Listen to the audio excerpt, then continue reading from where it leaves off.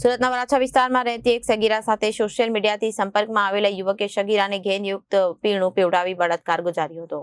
યુવક ફરવાના બહાને સગીરાને ફાર્મ હાઉસમાં લઈ ગયો હતો અને નશીલો પદાર્થ પીવડાવી તેને અર્ધ બેભાન થઈ જતા તેને વિવિધ ફોટા પાડીને અને વિડીયો ઉતારી લેતા ત્યારબાદ યુવકે સગીરાને આ ફોટો વિડીયો વાયરલ કરવાની ધમકી આપી હતી અને બ્લેકમેલ કરી અવારનવાર દુષ્કર્મ ગુજાર્યું હતું.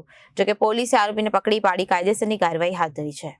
આરોપી યુવકના મિત્રએ પણ ઇન્સ્ટાગ્રામ મેસેજ કરી જો આ વાતને કોઈને જાણ કરશે તો જાનથી મારી નાખવાની ધમકી આપી હતી, જેથી આખરે ભોગ બનનાર કિશોરીએ વરાછા પોલીસ મથકમાં ફરિયાદ નોંધાવતા પોલીસે બંને સામે ગુનો દાખલ કરી આરોપીની ધરપકડ કરી વધુ તપાસ હાથ ધરી છે.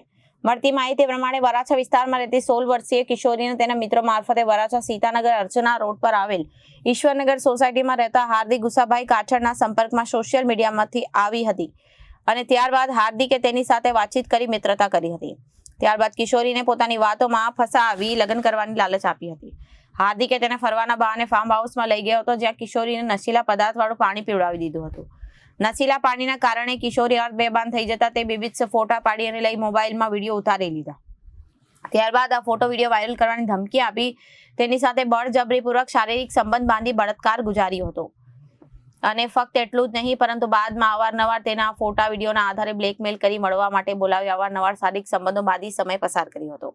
ફક્ત એટલું જ નહીં પરંતુ હાર્દિકનો મિત્ર સની નામના યુવકે પણ અવારનવાર કિશોરીને ઇન્સ્ટાગ્રામ મેસેજ કરી આ વાતની જાણ કરી અને પોલીસને કરશે તો તેને મારી નાખવાની ધમકી પણ આપી હતી, જેથી આખરે ભોગ બનનાર કિશોરીએ ગત રોજ વરાછા પોલીસ મથકમાં ફરિયાદ નોંધાવતા પોલીસે બંને સામે બળાત્કારનો ગુનો દાખલ કરી आरोपी हार्दिक काछड़ की धरपकड़ કરી વધુ કાર્યવાહી હાથ ધરી છે.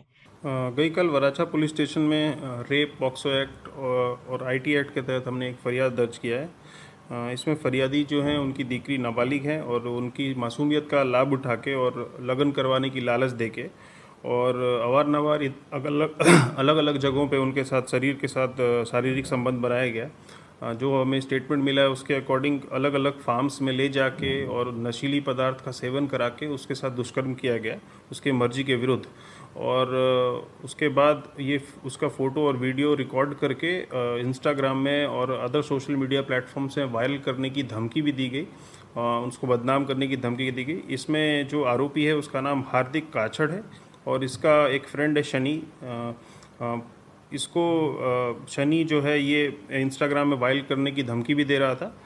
ये फरियादी बेसिकली सूरत ग्राम्य विस्तार के हैं रहने वाले और इसके तहत हमने 64(2)I, 64(2)M, 65(1), 123, 351, 54 BNS, POCSO act, IT act के तहत फरियाद दखल की है. और जो आरोपी हार्दिक काछड़ है उसको हमने अरेस्ट भी किया है. महिला की हम साइकोलॉजिकल और जो इमोशनल काउंसलिंग है उसको भी कर रहे हैं और बाकी आगे की कार्रवाई हम करेंगे, डीएनए सैम्पलिंग और जो भी कुछ है. दोनों की मुलाकात सोशल मीडिया प्लेटफॉर्म्स पे हुई ऐसा हमें पता चला है. ब्यूरो रिपोर्ट, जनादेश न्यूज.